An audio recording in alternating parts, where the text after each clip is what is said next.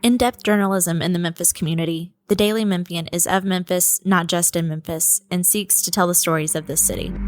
TheDailyMemphian.com. Truth in place.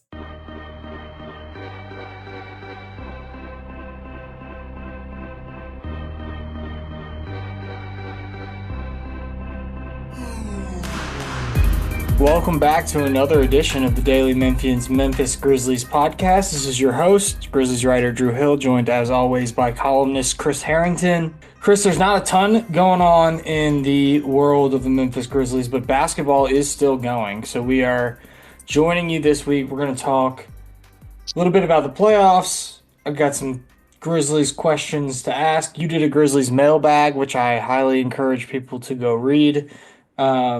The first part of it, right? Two parts? Second part?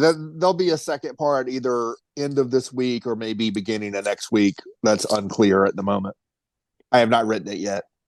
So make sure you go see the first part over at the Daily Memphians website. The playoffs are still rolling. We're waiting on the conference championship games, conference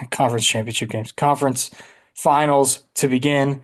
As we record, because it may be maybe a day before this gets posted, but as we record, it's the day of the first game of the Western Conference Finals, which will be happening tonight as we speak. Right.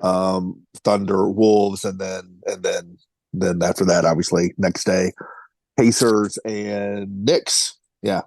This may not go up until after game one is over in the West, but okay. So I wanted to ask you, because I was reading your responses in the mailbag, and we talked a little bit about what we preferred as a finals matchup last week.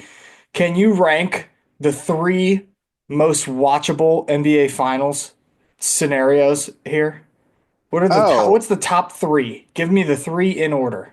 I wish you'd give me an advance warning on that question. It's an interesting question. I feel like we're in good shape with a watchable finals with any of these, which makes it a hard choice. I know. That's why I'm asking. I think these are an interesting group of teams. There's watchable in terms of the basketball minute by minute, and then there's watchable in terms of like what the idea of a matchup, right? I think Indiana is probably the team people are least excited about. That's the least starry team. But like Indiana plays really fun basketball. Like Indiana is really good to watch. And so the problem with Oklahoma City is a good watch if you like Oklahoma City, but otherwise, like it can be if they get the Avalanche going, it's like it's really not fun to watch if you're rooting for the other team at all. So I don't know, man. And then obviously there's a lot of drama around like a Knicks Wolves thing because of the trade and some of like the ideas of it. But in terms of just pure basketball, I guess I think actually Pacers Thunder might be the best because those teams play fast. Those teams are deep. Those teams have like a real style of play that I think is kind of interesting. I don't know. I feel like the Pacers may be pretty well equipped to deal with the Thunder's defensive pressure, maybe more so than the Knicks or the Wolves. So I'm actually going to go that as from a basketball standpoint as the best.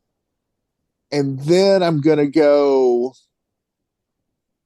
Knicks Thunder and then Pacers Wolves and then kind of Knicks. I think Knicks Wolves is most likely to be a bogged down, just like, two teams staggering and punching each other for 7 games. I think Knicks Wolves is most likely to be a sluggish series on the floor. No, I think you're right. I think that's a decent list. I probably would have your number one. I probably would put last. Right. It just doesn't have the same juice, right? No, that's right. That's why there's a difference between the idea of a series and like the moment by moment of a series. Yeah. No, it's hard. It's a hard exercise. That's why I asked. Like I don't. I think my number one would be, as we sort of expressed last week, Knicks and Thunder, because the contrast is so fun. And I do think the Knicks, like with Brunson and with the amount, like they've all those stars have logged a lot of heavy minutes, and they're disruptive too. Like they are almost I think they're well equipped to play the Thunder. You might have a point on the Pacers, but Well, I wonder, but the thing I wonder about the Knicks is the Knicks are so dependent on Jalen Brunson to dominate the ball that if you throw just a ton of defensive pressure at him in particular, is it like cut the head off the snake and then like it falls apart? yeah, Whereas with the that's Pacers, I think Nimhard is more of a true guard playing next to Halliburton, and they have TJ McConnell coming off the bench, and they got Siakam's a little bit more of a like handle the ball kind of playmaking forward, and like I just wonder with the Knicks is that they're so Brunson dependent to dominate the ball. I just wonder about that against OKC's defense.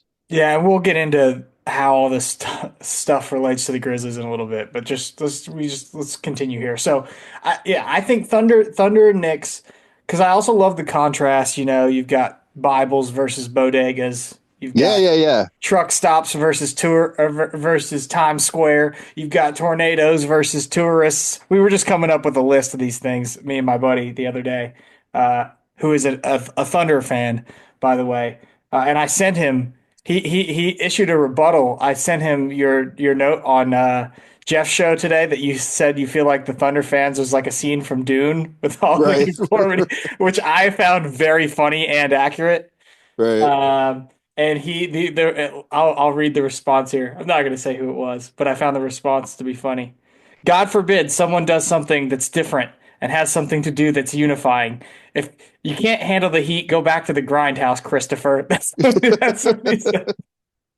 But I So, do think that's like the number one contrast to me is going to be sort of arena atmosphere, oh my but God, yes. because the Thunder is going to be very uniform and very we are all one, we are community, like they are Loud community City.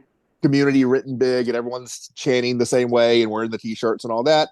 And the Knicks situation is going to be a more colorful free for all, and you got Chalamet and Spike Lee and Ben Stiller and all these dudes sitting down there, and then like the street scenes are going to be total chaos outside the arena, and it's just a totally different vibe in terms of fan culture. One thing that I saw yesterday, which I thought was great. Did you see the video of the guy in the Pacers jersey getting smacked with literal bags of garbage outside of Madison Square Garden? No, I saw a reference to that, but I never saw the There's thing. a video of a guy. Well, it turns out he's a New York firefighter who's been like a lifelong Pacers fan, and he decided, probably against better judgment, to wear his Halliburton jersey down there. Well, I guess Pat McAfee or ESPN, somebody with ESPN, found him yesterday, and Tyrese Halliburton came on the show and surprised him that they're like flying this guy out to go to Game 4 in Indiana. So I thought that was a pretty cool story. But no, I think that's the list for me. I think you got to go Knicks Thunder 1. I think I got to go Timberwolves Knicks 2, and then in terms of star franchises that just like haven't been there, Pacers Timberwolves would kind of be fun, in Yeah. that way. So that's probably the top three that I would go with in terms of the top things. So a couple other fan things along Yeah. the lines of that the Pacers guy you mentioned. Did you see the video of Chalamet hanging out of the car?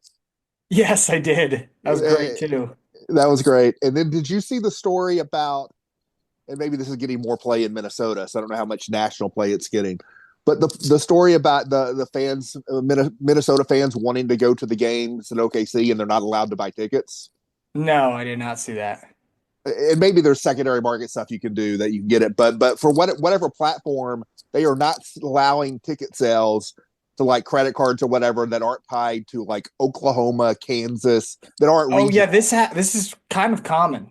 Once upon a time, I think it's great actually. yeah, it's kind of common. Once upon a time when the Blackhawks were like mid dynasty and they were awesome, and I was living in Alabama, they played the Predators in a playoff series and they did this. Like only made the tickets available to people in Tennessee and Alabama and like south of Tennessee. They didn't make Right. anything available north of Tennessee because they basically wanted to limit people from coming to Nashville. But yeah, no, I think that's actually more common than people would think that happens.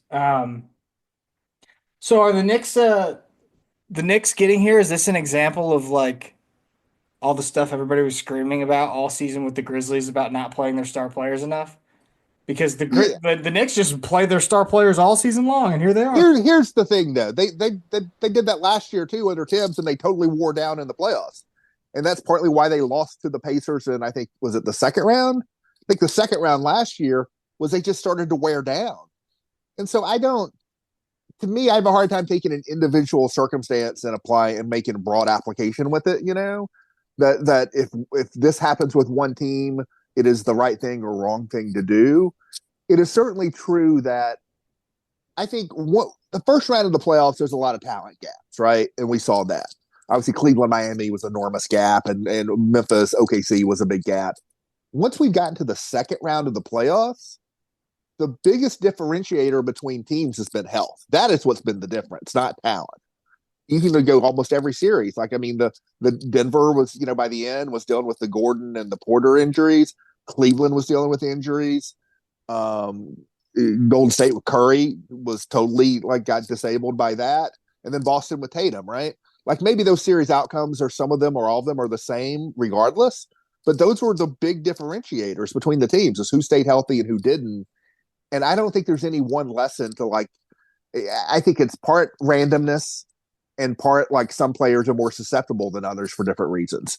And the Grizzlies' problem is that they have their best player is very susceptible in Ja Morant, I feel like you are more likely to have a bad season if you play your best players fewer minutes Yeah. than if you play your best players more minutes. Like both scenarios things can go wrong. Like the Knicks could deteriorate, whatever. They could fall apart and the season comes undone.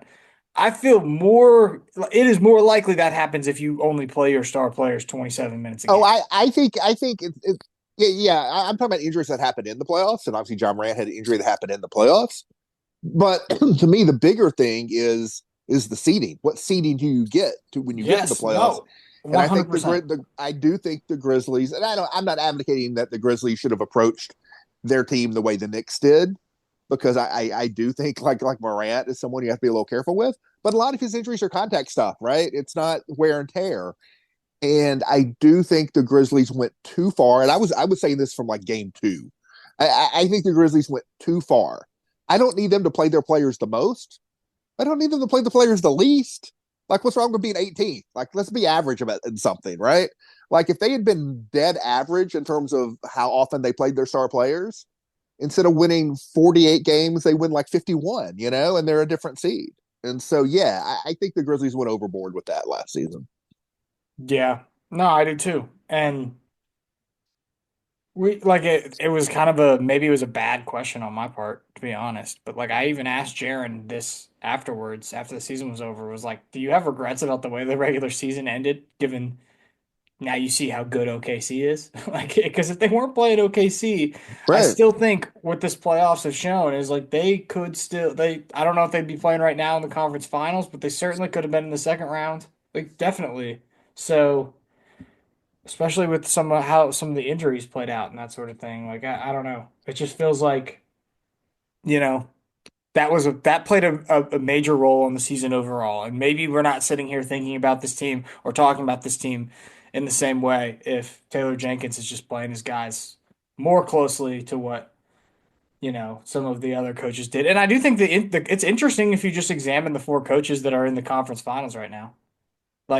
You got Dagnall, who hasn't won anything in the past, right? Right. Who is probably the coach that some might have thrown into the same box that others put Jenkins in that said, "Oh, but this is the guy that gets you there, but he's not the guy that gets you over the hump."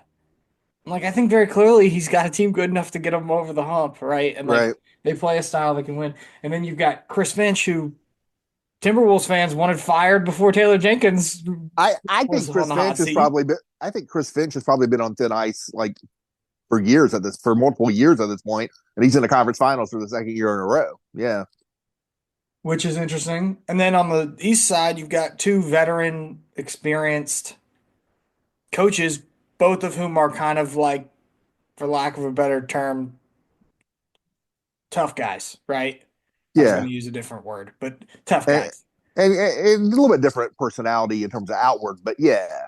And Carlisle's the guy who's won a title before. That's the one of the four coaches. He was the coach of the Dallas team with Dirk Nowitzki that won the title. And so that's a guy who's done this before. And the Pacers, man, the Pacers would seem to be the least of the four. Certainly, if you're talking about the best player to best player, I think Halliburton would rank probably fourth on that list. Um, but I think the Pacers might be playing the best basketball of these four teams in terms of who is just really in a groove right now. And maybe part of that is opponent, right? I don't know if they face anything as tough as maybe the Denver team that Oklahoma City just dealt with.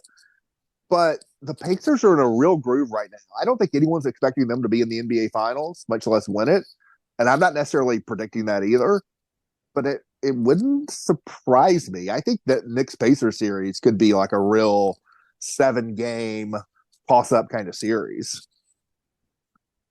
Yeah, no, I think that is gonna be a close series.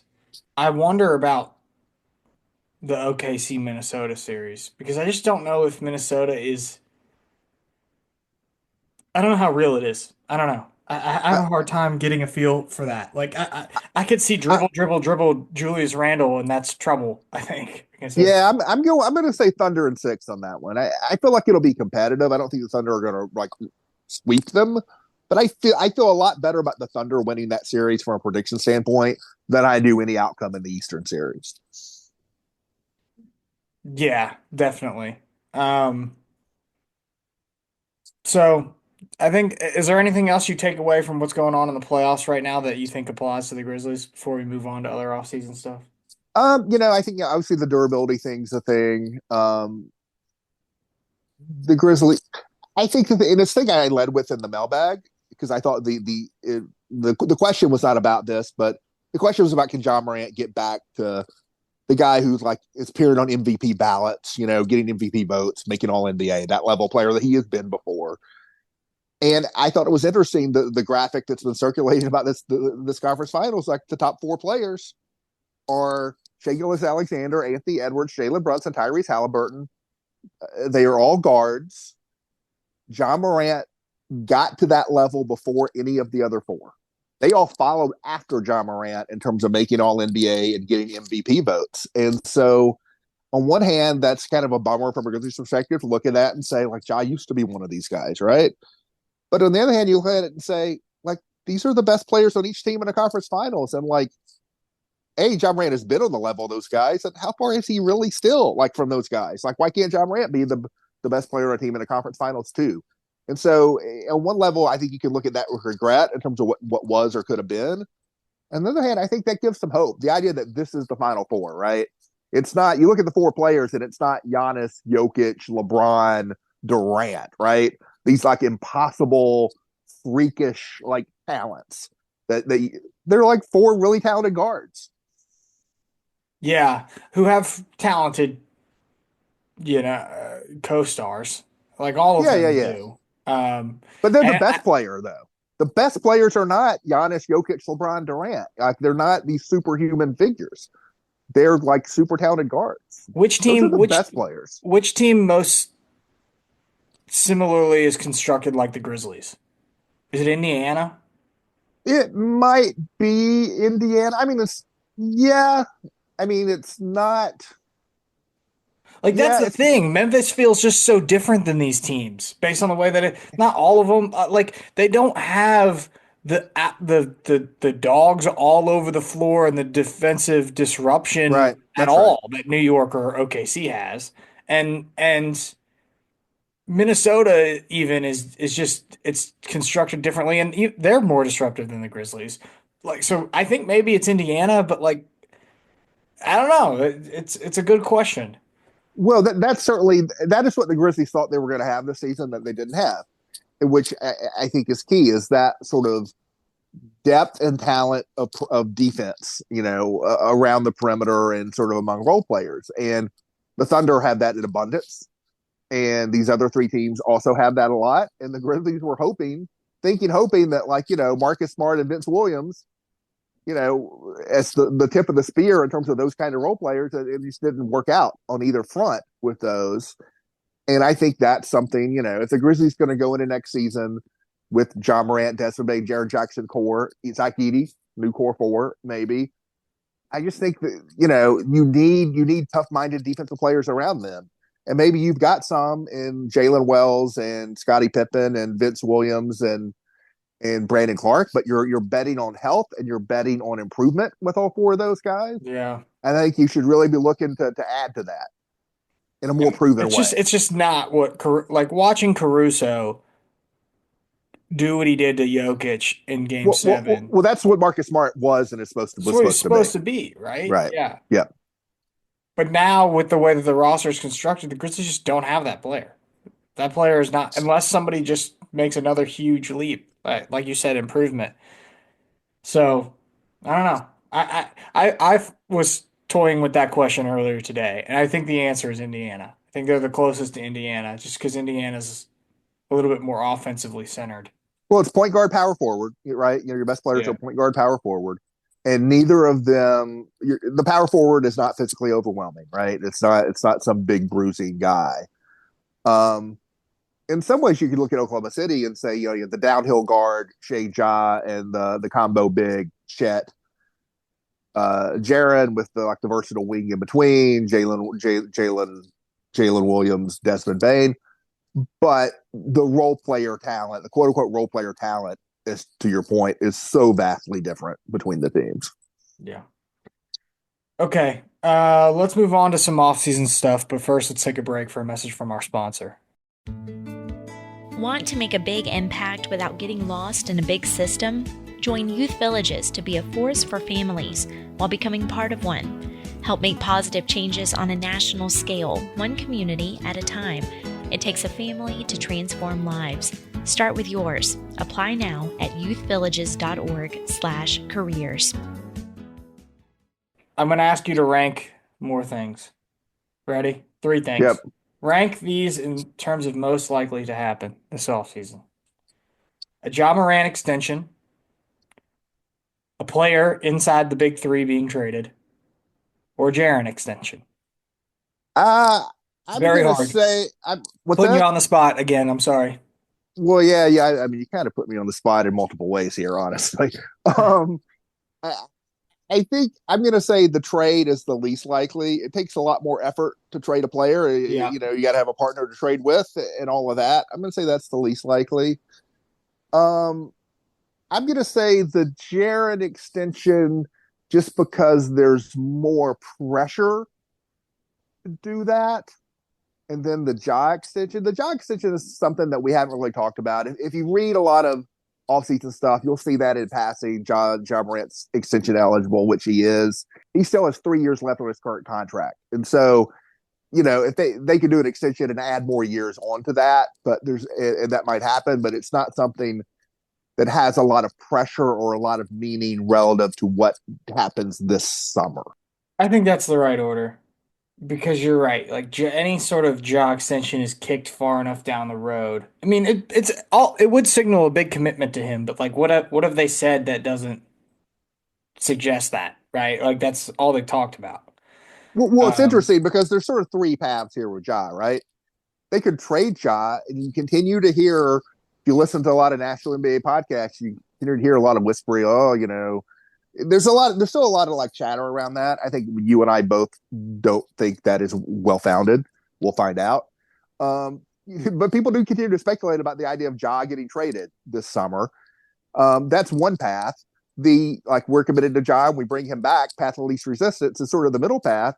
And if you actually extend him this summer, that goes way the other way, from the idea of you're blowing it up, right?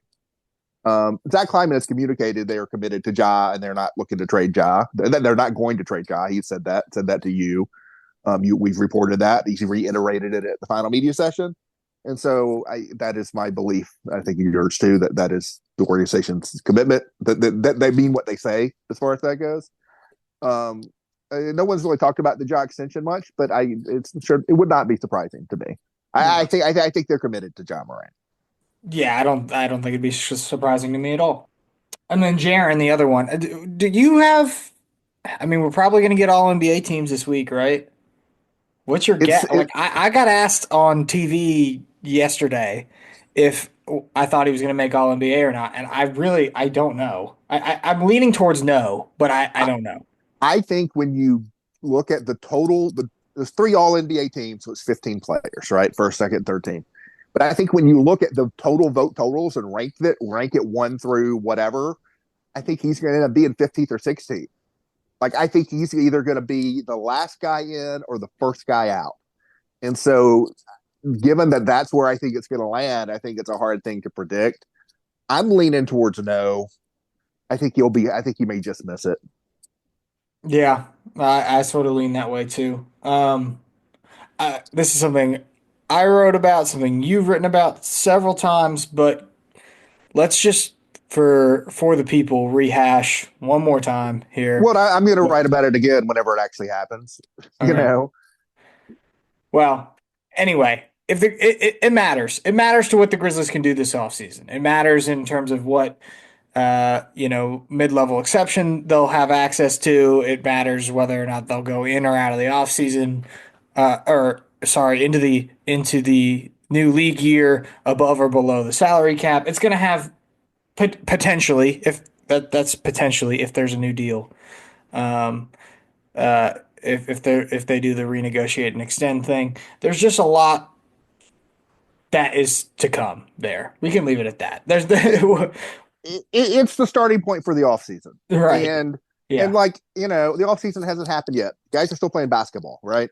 So like literally nothing will happen between now and like and this announcement that will impact anything, right? It's just something we've been waiting for 2 months. But that will be the starting point for the Grizzlies offseason in terms of their decision tree. Um. Okay. One of the things you addressed in the newsletter was like fan disconnect from the team. I'm curious because I see you're right. You wrote and said that it feels like Zach Kleiman was aware of that and some of the answers he Well, gave. I was responding to questions in the mailbag. Yeah. Yes. Yes. Um, and I'm just curious in terms of like reason you think there might be some fan disconnect from the team.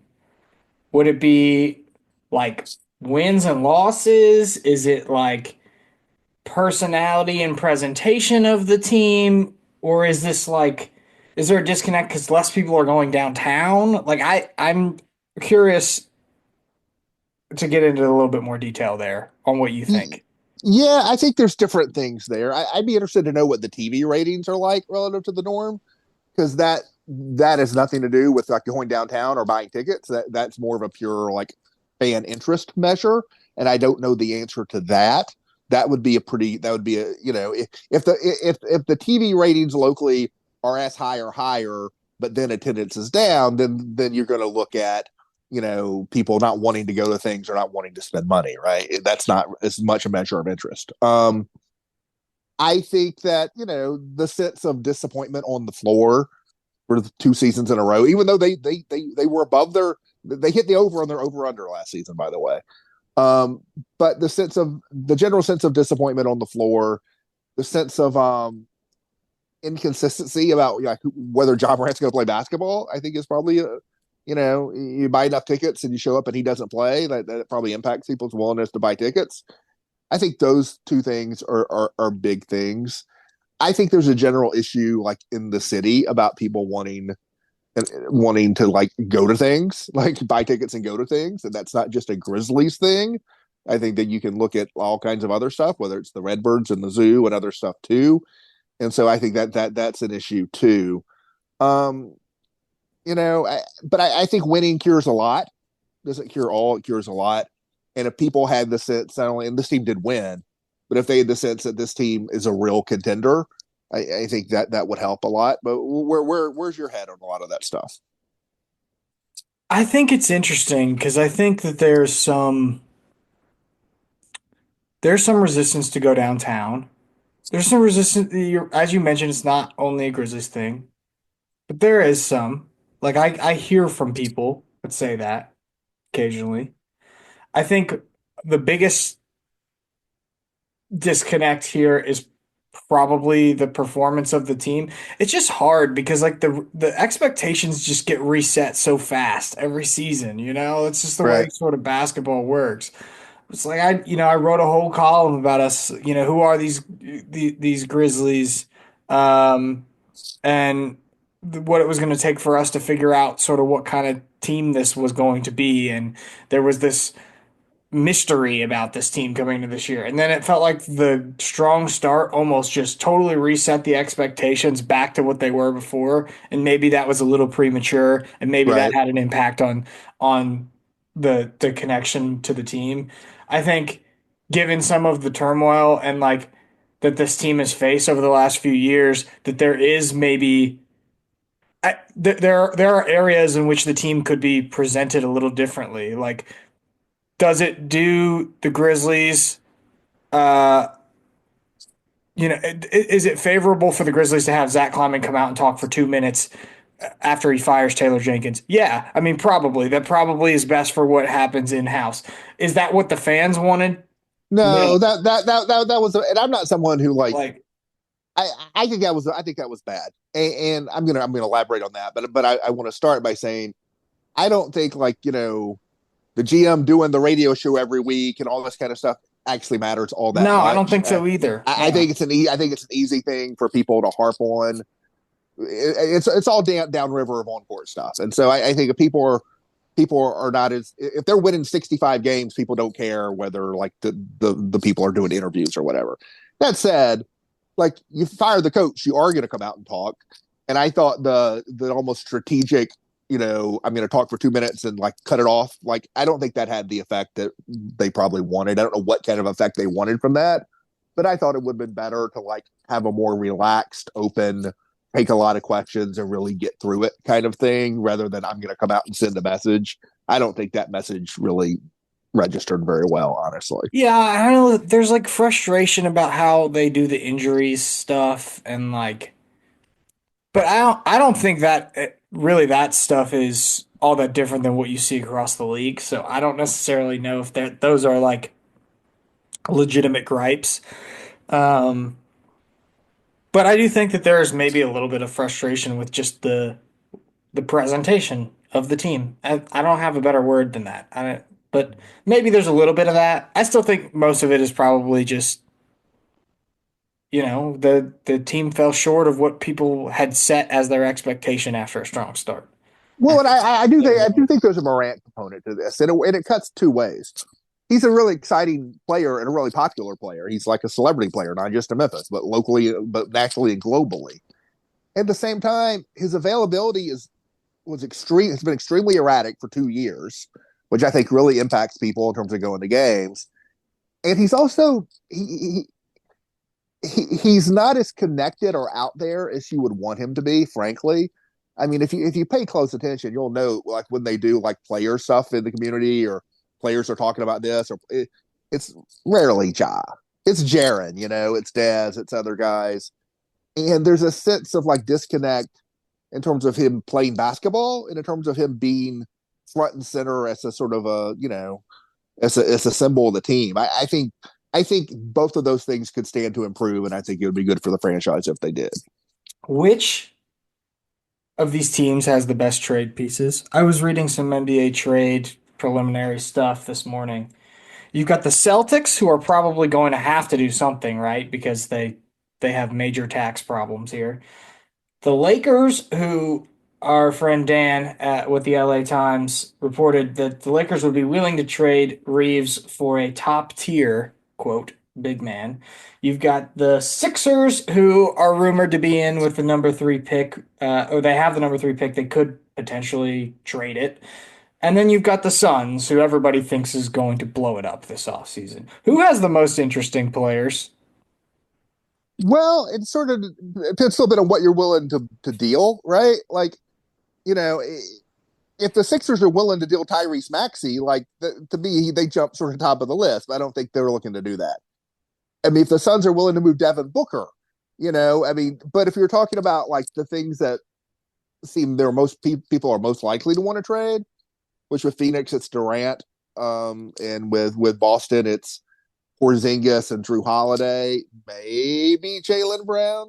The Lakers it's Austin Reeves, and what was the fourth team? Sixers, Lakers, Suns, and Celtics. I think you got them all. Yeah. So the Sixers, like maybe it's the third pick or it's Paul George, not Tyrese Maxey. Um, I think Reeves is someone who would have a lot of trade value because of the contract he's on. I think people would be very interested in trading for him. I think this draft, I haven't done a lot of draft stuff yet, but I don't.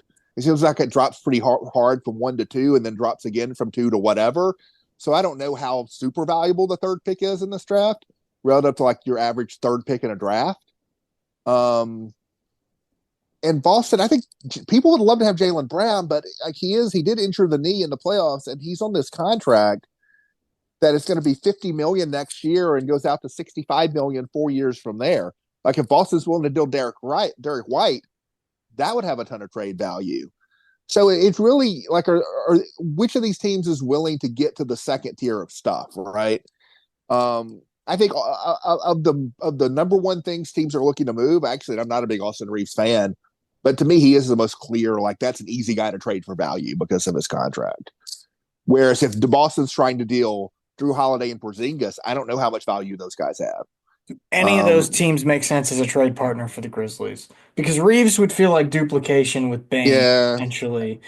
Boston might have something. The Grizzlies don't have a good record of trading with The Boston, to be problem with honest. trading with Boston, if you're the Grizzlies, is the reason Boston's looking to trade is to cut salary, right? And so you're not getting Derek White from them. You're not really getting Drew Holiday from them, I don't think, unless you're willing to add Drew Holiday to Desmond Bane, which I think the Grizzlies would not be willing to do. So the only kind of trade that might make sense with the Celtics is if you're doing a Bane and stuff for Jaylen Brown, and you're willing to take back extra salary, right? You're willing to take back 10 million, 15 million bonus salary. You're not matching salary. You're only getting up to the number you have to get up to make the trade legal, and then you're giving them draft picks or whatever. That would be interesting. I mean, Jaylen Brown, more of a two-way player. It's a guy I think Grizzlies have probably been interested in the past. The question there is, are you willing to have Jaylen Brown on a contract that tops out at 65 million A lot of money. and do a new extension for Jaren Jackson and, maybe potentially extend John Morant beyond his current deal? I just don't see the Grizzlies doing that. From a basketball standpoint, I could see that making some sense, but I just do not see them doing that. And there's no way they're going to be interested in Paul George. I don't think they're going to make a bid for Durant, even though they've done so in the past. And so I don't, I guess Boston's, if you had to ask me to choose one, it's the Grizzlies trade partner, I guess Boston would be the most interesting. But I really don't see anything with any of those teams. Yeah, obviously Maxey wouldn't make sense unless there was a deal with Ja. And like as we've repeated, we don't think that there's going to be a deal with Ja. Right. So, um, yeah, I'm with you on the Celtics there. It is interesting and it's kind of fun that I there's so mean, many if big. Robert Parrish just said there is no limit on salary, do whatever you want to do, a Desmond Bane and a draft pick or two for Jaylen Brown, is that an offer that, maybe you add Conchar, whoever, to hit the salary level you need to make it happen? I mean, that's an interesting idea. I just don't believe the Grizzlies are going to take back that salary. That'd be a lot of, yeah. That's you'd be restricted because you'd be above the first apron for sure, Right. potentially second. And yeah, and there'd be a storyline there since the Celtics actually traded that Bane pick to the Grizzlies. There were Right. Celtics fans that were kicking themselves that Bane ended up with the Grizzlies with their pick. They'd be getting Desmond Bane back in that scenario. Um, yeah, I don't know. I don't know if any of those teams are actual potential trade partners for the Grizzlies, but it is always a good thing for the league when there's so many teams that are of high prominence that are potentially involved in the trade market. And I found it interesting. I don't know if you saw it, but Brad Stevens was saying after the playoff series, like he got asked if he thinks there's going to be a lot of offseason fireworks, and he was like, "Oh, I don't know." Like around the draft, like not us. We won't be involved in those fireworks around the draft. So, um, I don't know. Maybe that's a denial. Last thing before we get out of here, we got new Jaw sneakers. I know since you are such a big fan of sneakers, Chris. But we did get the Jaw Kool-Aid sneakers release, and they had a pop-up store at the EYBL event here in Memphis. and Ja showed up and gifted sneakers to some kids. Nike, apparently, I'm still on some sort of list because I had a box sent to my house, and the details on the shoes are very cool. I'll give it that. Like I think in terms of like a promotional thing, it was one of the most well done uh, sort of like giveaway promotional items that I've ever gotten. And um, yeah, it was. I just thought that Nike did a really good job, and the details of all that are really cool. Do you have a? Well, I'll ask you. You probably have seen them. You probably saw the Kool-Aid shoes, did you not? Yeah. Kool-Aid shoes or Ja Raf shoes that he wore earlier this season? I'm sure you remember those. I remember their existence, but I don't have a mental image of them. I don't know if I don't know if I'm a big believer in the two shoes are different colors thing. I don't know if that's my look necessarily. Yeah. Also animal print, also not my look. So these are like neither of them are my Okay, look. And okay. so Let's throw in the very first original shoe. Remember the original Vancouver, the Ja one, yeah, the original yeah, Vancouver colors. You're going with yeah. that No, for no. one? I would do that. It's still not quite my style. I'm more the low top canvas sneaker guy. But in the realm of like basketball shoes, I actually think the initial more regular looking Ja ones or the Jaws they've done, I think are pretty good. I like them as shoes. My question for you is: were you a big Kool-Aid guy growing up? I did. I did drink Kool-Aid. I did And too. fun fact. So I made Kool-Aid because when that thing arrived, it came with Kool-Aid packets on the inside. And There I you go. drank it for probably the first time in like 15 years. And it was very good. Still very good. You Very kind of sweet, you got to right? overdo it, right? It's very Yeah. sweet, right? You got to overdo it with the powder. You can't go light on the powder. You can't even really follow the instructions. You got to go heavier than that. Um, but it was I good. drink I drank a lot of Kool-Aid growing up. I will say I've broken the chain of my own children. I don't think they've ever had Kool-Aid. And we're not like super strict parents about stuff, but like Kool-Aid is like, I don't know, man.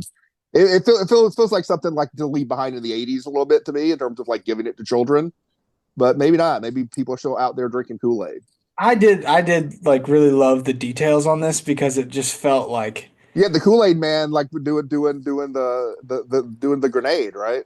the Kool-Aid man doing the grenade on the packaging was great.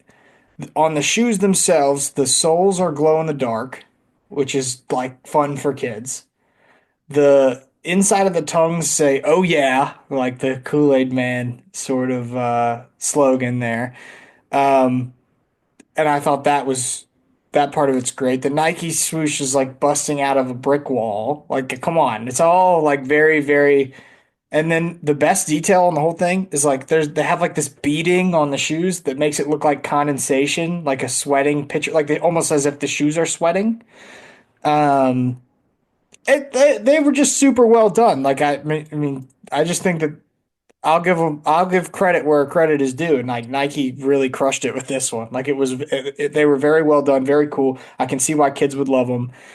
They went out on Friday on the sneakers app for people to try to get in a raffle to buy, and so that's gone. I think they're sold out now. They're gone. But there's going to be another set. I think different colors than red and blue. I think it's going to be purple and red, or a darker form of red, in July. I think. So don't hold me to that, but I'm pretty sure that that's going to be the case. So if you missed out on the Ja Kool-Aid sneakers and you're a Grizzlies fan that wants them, you can be on the lookout in July. So the Kool-Aid sneakers are Ja 2s, right? We're still in They're the Ja Ja 2s, 2. yes. And the Ja Morant shoe extended universe, we're still in phase 2. Yes, I mean he's worn the Ja 3s. He wore Oh, the Ja 3s I didn't. Okay, I missed for that game somehow. one, remember? In Oh, these are the OKC. ones that were like the scaly looking things, Yes. pink and scaly. Yeah, yeah, yeah. Okay, Yes. So he wore those. So those are on the way, but those aren't released to the public yet. The okay. same way Ja actually debuted the Kool-Aid Ja 2s against Minnesota in the last regular season game against the Timberwolves. So we're in phase 2, but if you wait around for the teaser after the credits, we're already teasing phase 3, is what you're telling me. Essentially, yes. All right. So we'll have I'm sure we're going to have a whole new set of Ja 3 sneakers in the fall. I think actually they are going to go, it's either August or September, the Ja 3s are going to start to become available. So listen, before Ja had his own signature shoe line, this was not something that I covered it whatsoever. Hey, but now it's a big deal. I like the Kool-Aid thing. But to get more in my world, I need some movie tie-in Ja sneakers. Can we get some like Fantastic Four colors Ja sneakers when the Fantastic Four movie comes out, or like, I don't know. Can you get a What? tie-in Oh my with gosh! Why is it's escaping me? The movie Friday Mission with Zach Impossible? Edey, the Zach Edey reference he made on draft night. That was Friday, right? I'm pretty sure it was Oh Friday. yeah. Yeah. Can we get some? Can we get that movie? Can we get Sure. a collab there? That'd be great. I'd These love shoes are that. made. These shoes are made for just sitting in front of the house or whatever they do all day in that movie, right? Yeah. Yeah.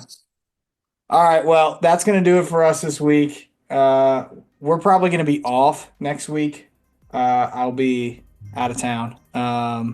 But we will be back after that. I'm sure we'll be talking about the end of the conference finals games and more Grizzly stuff. And hopefully by then we'll also have some news. We'll have some news on Jaren Jackson and his All-NBA status, which will really be able to get this Grizzlies offseason started. So until next time, for Drew and for Chris, we're out of here.